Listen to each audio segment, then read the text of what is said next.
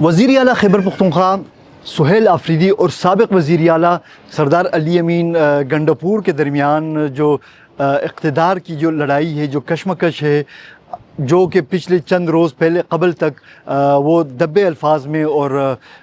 غیر محسوس انداز میں جاری تھی، اب ذرا کھل کے سامنے آ گئی ہے۔ اور باخبر جو ذرائع ہیں وہ بتا رہے ہیں کہ علی امین گنڈاپور کی پوری کوشش ہے کہ وہ تحریک انصاف کی جو صوبائی پارلیمانی پارٹی ہے اس کے اندر سے وزیر اعلیٰ سہیل آفریدی کے خلاف کوئی ایسی وہ بغاوت، ایسی منہ وہ سامنے لے آئے جس کے نتیجے میں جو پارٹی قیادت ہے وہ دوبارہ صوبائی وزیر اعلیٰ کے عہدے پر علی امین گنڈاپور یا کم از کم علی امین گنڈاپور کے مرضی کے کسی ایم پی کو اس عہدے کے لیے سامنے لائے۔ دوسری طرف واقفان حال کا کہنا ہے کہ وزیر اعلیٰ سہیل آفریدی کو بھی علی امین گنڈاپور صاحب کی ان کاوشوں کا، ان کوششوں کا کچھ اندازہ ہو چکا ہے، اور یہی وجہ ہے کہ وزیر اعلیٰ سہیل آفریدی نے گزشتہ روز تحریک انصاف کی جو ایک پارلیمانی پارٹی کا ایک اجلاس طلب کیا تھا، جو کہ گزشتہ رات کو سی ایم ہاؤس پشاور میں جو اجلاس ہوا ہے، اس میں ذرائع کے مطابق کوئی 2 درجن کے قریب ایم پی ایز اجلاس میں شریک نہیں ہوئے ہیں۔ یعنی اگر تحریک انصاف کی جو عددی جو قوت ہے، جو صوبائی اسمبلی میں 92 ایم پی ایز اگر ان کے ہیں، تو اس میں سے تقریباً 24 سے 25 یا 30 کے قریب ایم پی ایز اس اجلاس میں شریک نہیں ہوئے ہیں۔ یہ صورتحال جو ہے ایک طرف جو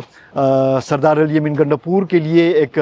مایوس کن صورتحال ہے، کیونکہ ان کی جو توقعات کے برعکس ابھی بھی کوئی 60 سے 70 کے قریب جو تحریک انصاف کے ایم پی ایز ہیں، انہوں نے اجلاس میں شرکت کر کے ایک طرح سے وزیر اعلیٰ سہیل آفریدی کی قیادت پر اپنے اعتماد کا اظہار کیا ہے۔ تاہم سہیل آفریدی کے لیے بھی ایک خطرے کی گھنٹی ہے کہ اس کی پارلیمانی پارٹی کے کوئی 24 یا 30 کے قریب جو ایم پی ایز ہیں وہ اجلاس میں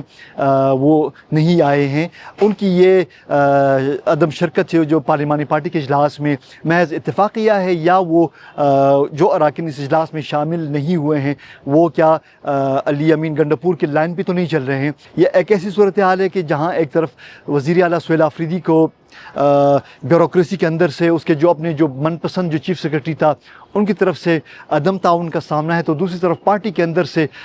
جو سابق وزیر اعلیٰ ہیں وہ بھی ایکٹیو ہو گئے ہیں اور وہ بھی سہیل آفریدی کے خلاف کھل کے سامنے آ گئے ہیں۔ تو اب ان حالات میں سہیل آفریدی آگے کب تک اپنے اقتدار کو، اپنے وزارت اعلیٰ کی کرسی کو بچا سکیں گے، اس کے لیے ہمیں آنے والے چند دن کا انتظار کرنا پڑے گا۔